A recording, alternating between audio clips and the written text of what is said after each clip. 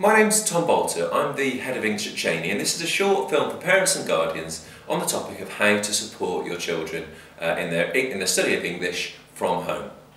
Clearly this is something that lots of parents ask about and are interested in, and we are fully receptive to getting that support. And we think it's great when parents are engaged with student learning and supportive in that sense. We think it makes a big difference. So one strategy that you might use is really just simply to talk to the students about their learning. I know that students aren't always very receptive to that sort of inquiry and can be a little bit dismissive of that, but it is worth persisting, I think, and it is worth finding out as much as you can about what they're supposed to be doing and the sort of topics and skills that they're supposed to be covering.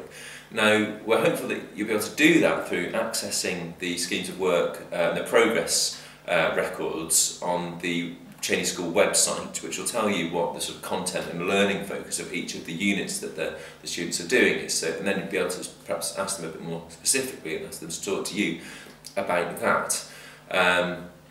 Also, having an understanding of the assessment process, particularly at Key Stage 3, whereby they have a mid-term assessment halfway through the course focused on a particular skill area, followed by a sort of wider assessment where they put the targets from the mid-term assessment into action.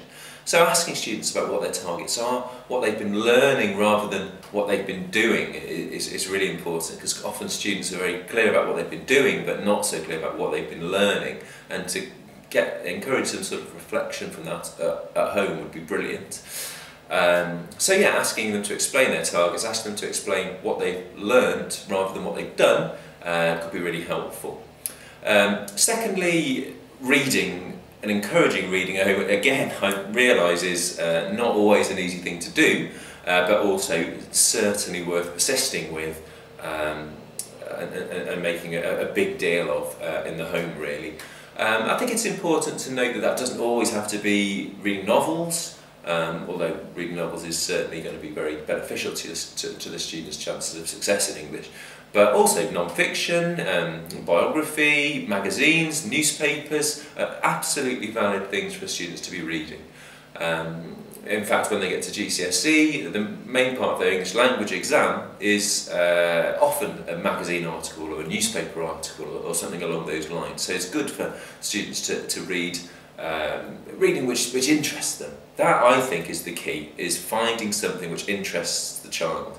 And even if the student is being very dismissive of reading, there are things that they will read. So it might take a bit of hunting out and a bit of discussion, and obviously that's something we're also interested in doing at school, but finding the things that they will read, and then you can sort of change students' attitude to reading if they are being reluctant. Thinking particularly about if your child is studying GCSE, we think it's helpful there to engage with the texts that they're studying, find out what the texts are. You could read the text, particularly the poetry is you know, it's short, so very accessible. And asking a student, because they'll all study a sort of a collection of poetry in preparation for the exam or for a controlled assessment piece. So yeah, asking them to talk to you about that would be really helpful, I think, and being interested in it and showing that poetry isn't just some bizarre thing that happens in English lessons, that it has some sort of life outside of the classroom. So there's 3 ideas. We've talked about talking to the students about the specifics of their learning, asking about targets, showing them that you know a bit about what's going on, and obviously our role there is to provide you with that information, and hopefully this video and the use of the website will be a way that we can do that. Secondly, encouraging reading of all kinds. Thirdly, engaging with the texts that they're engaged with at school. If you want to discuss that further, please do get in touch with myself or with your child's teacher. I believe that all the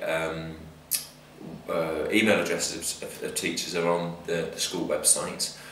So please feel free to get in touch, and hopefully we can help you to help us to support the child in their achievement. Thank you.